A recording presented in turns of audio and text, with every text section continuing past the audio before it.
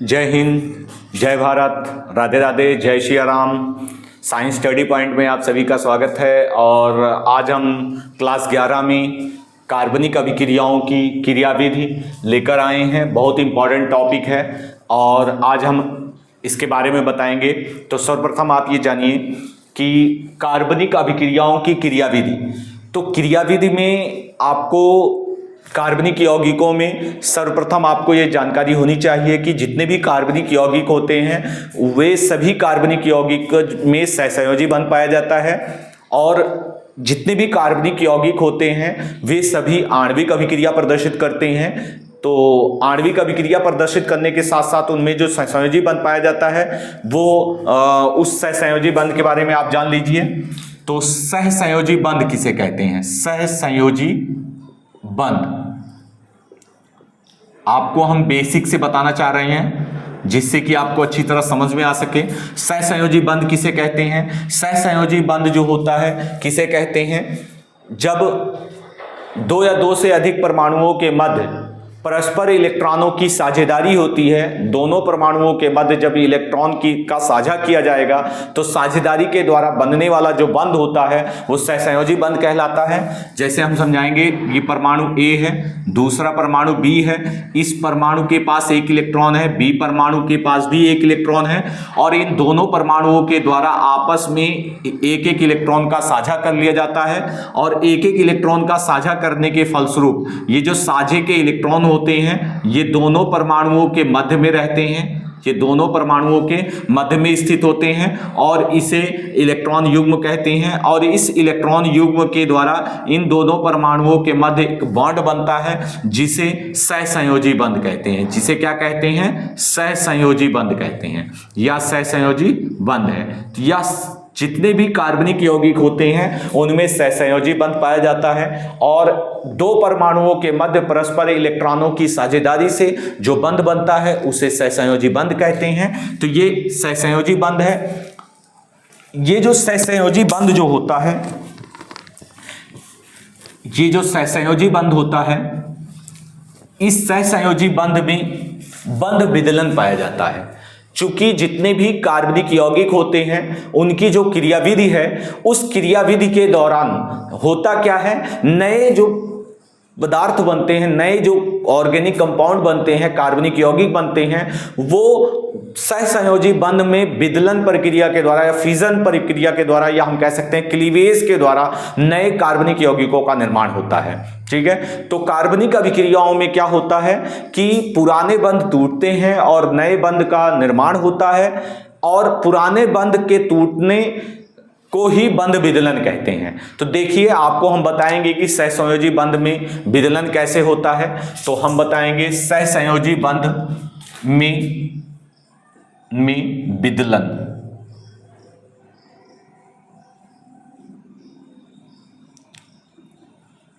सहसंयोजी बंध में विदलन। तो सहसंयोजी बंध में जो विदलन होता है वो दो प्रकार का होता है। फर्स्ट आप जानेंगे समविदलन, समविदलन,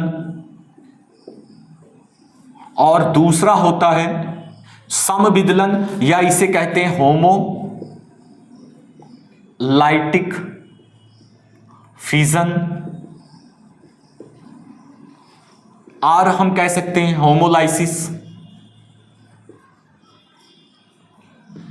ठीक है, उसके बाद सेकेंड फिजन होता है विषम विदलन, विषम विदलन। तो विषम विदलन क्या है? हेट्रोलिटिक, हेट्रोलाइटिक फिजन, और हेट्रोलाइसिस, हेट्रोलाइसिस। तो ये इस प्रकार से इसे समविदलन, सहसंयोजी बंध में समविदलन पाया जाता है, होमोलाइटिक कहते हैं। ठीक है, उसके बाद होमोलाइटिक फिजन या होमोलाइसिस और विषम विदलन या हेट्रोलिटिक फिजन या हेट्रोलाइसिस कहते हैं। तो इस प्रकार से सहसंयोजी बंध में विदलन दो प्रकार का होता है, समविदलन और विषम विदलन। तो आज हम आपको समविदलन और विषम विदलन के बारे में बताएंगे। चलिए, ये हमने बताया आपको सहसंयोजी बंध में समविदलन। अब आपको हम समविदलन के बारे में बताएंगे। समविदलन या होमोलिटिक फिजन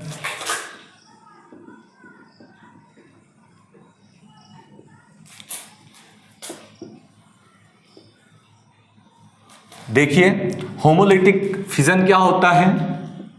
जब सहसंयोजी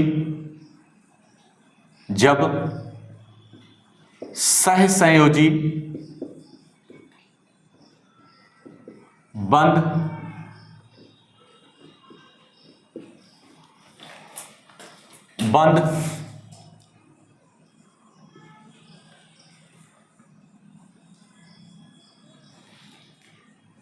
जब सहसंयोजी बंध में दो समान इलेक्ट्रॉन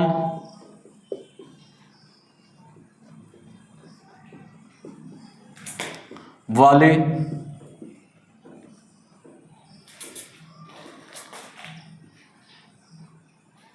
जब सहसंयोजी बंध दो समान इलेक्ट्रॉन वाले परमाणु या परमाणु के समूहों में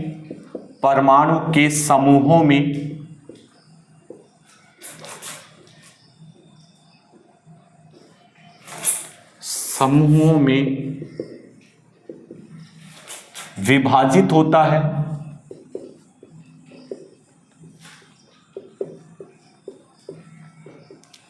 उसे समविदलन कहते हैं।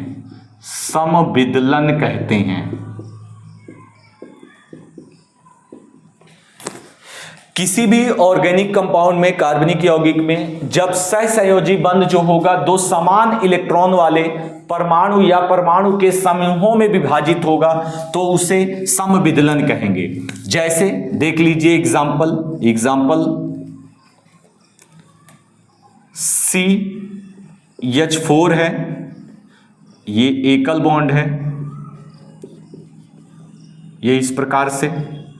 तो यहां क्या होता है, यहां ये जो इलेक्ट्रॉन है, ये जो इलेक्ट्रॉन बॉन्ड है, ये एक कार्बन के इलेक्ट्रॉन से और एक हाइड्रोजन के इलेक्ट्रॉन से बना है। ये बॉन्ड एक कार्बन के इलेक्ट्रॉन से, एक हाइड्रोजन के इलेक्ट्रॉन से बना है। तो ये बॉन्ड क्या होगा, ये आपका बॉन्ड टूट जाएगा, ठीक है। और टूटने के पश्चात क्या होगा, देखिए हम थोड़ा बड़ा बना दे रहे हैं। यहां ये कार्बन का इलेक्ट्रॉन है, ये आपका हाइड्रोजन का इलेक्ट्रॉन है। तो यहां से बॉन्ड टूटेगा और ये वाला इलेक्ट्रॉन इस परमाणु के समूह के पास और ये वाला इलेक्ट्रॉन इस परमाणु के समूह के पास, इस प्रकार समान इलेक्ट्रॉन दोनों परमाणुओं की, दोनों खंडों में समान इलेक्ट्रॉन जो होंगे वो पाए जाएंगे।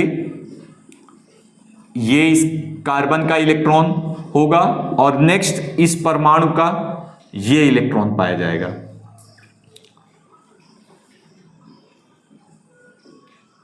तो इस प्रकार से उस सहसंयोजी बंध जो होगा वो टूटेगा और समान इलेक्ट्रॉन वाले परमाणु या परमाणु के समूह जो होंगे वो दो खंडों में विभक्त हो जाएंगे, ठीक है। तो इलेक्ट्रॉन का जो वितरण होगा वो समान रूप से होगा। इसका मतलब एक एक इलेक्ट्रॉन जो होगा वो जाएगा, समान संख्या रहेगी इलेक्ट्रॉनों की, तो इसे हम समविदलन कहेंगे या होमोलाइटिक फिजन कहेंगे या होमोलाइटिक क्लीवेज कह सकते हैं, ठीक है। तो ये इस प्रकार से, ये आपका मूलक है जिसे मुक्त मूलक कहा जा सकता है। ये मुक्त मूलक है, ये मुक्त मूलक है और ये परमाणु। तो इस प्रकार से जो है ये फिजन जो कहलाया वो समविदलन कहलाता है, ये समविदलन कहलाता है। और इसको दूसरी तरह से हम कह सकते हैं कि जब जो है ये सहसंयोजी बंध है और सहसंयोजी बंध जो होता है वो विभाजित होता है, टूटता है। तो टूटने पर दोनों परमाणु के पास या परमाणु के समूहों के पास समान इलेक्ट्रॉन जो होते हैं, जैसे ये एक इलेक्ट्रॉन है और ये भी दूसरा इलेक्ट्रॉन है, यहां से ये बॉन्ड टूटेगा, ये वाला इलेक्ट्रॉन इसके पास और ये वाला इलेक्ट्रॉन दूसरे परमाणु के पास। इस प्रकार ए के पास एक इलेक्ट्रॉन उपस्थित रहेगा और बी के पास भी एक वो इलेक्ट्रॉन उपस्थित होगा। इस प्रकार समान इलेक्ट्रॉन वाले दो खंडों में यह उपसहसंयोजी बंध विभक्त हो जाता है। ठीक है, तो ये आपके क्या कहलाएंगे? मुक्त मूलक कहलाते हैं। ये आपके मुक्त मूलक कहलाते हैं। तो मुक्त मूलकों में विभक्त हो जाता है। ठीक है, तो इस प्रकार से यह समविदलन कहलाता है, यह समविदलन प्रोसेस है। इसी प्रकार से अब आपको हम विषम विदलन के बारे में बताएंगे। चलिए, विषम विदलन क्या है? विषम विदलन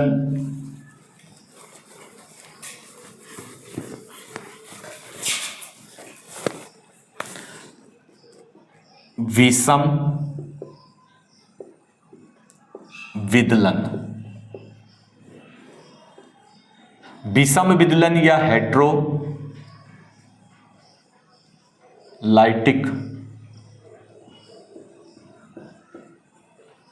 फिजन। देखिए, विषम विदलन में क्या है? जब सहसंयोजी बंध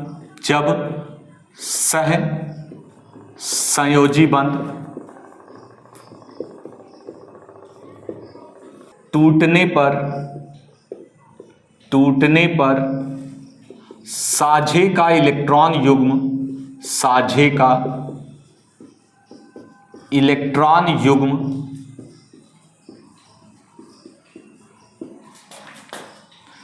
किसी एक परमाणु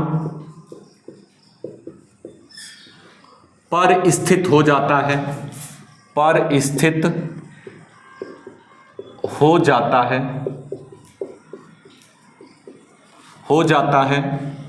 यदि सहसंयोजी बंध टूटने पर साझे का इलेक्ट्रॉन युग्म किसी एक परमाणु पर स्थित हो जाता है,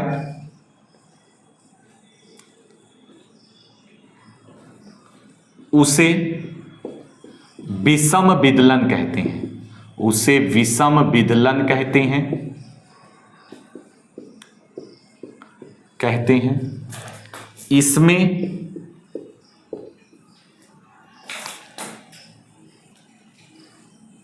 जिसके पास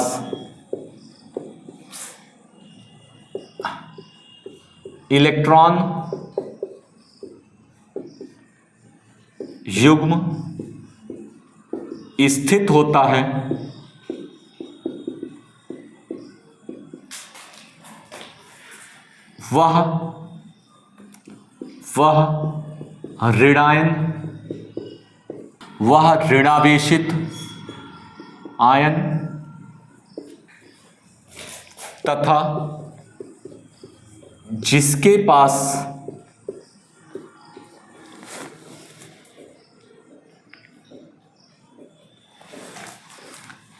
वह ऋणावेशित आयन तथा जिसके पास इलेक्ट्रॉन युग्म नहीं होता,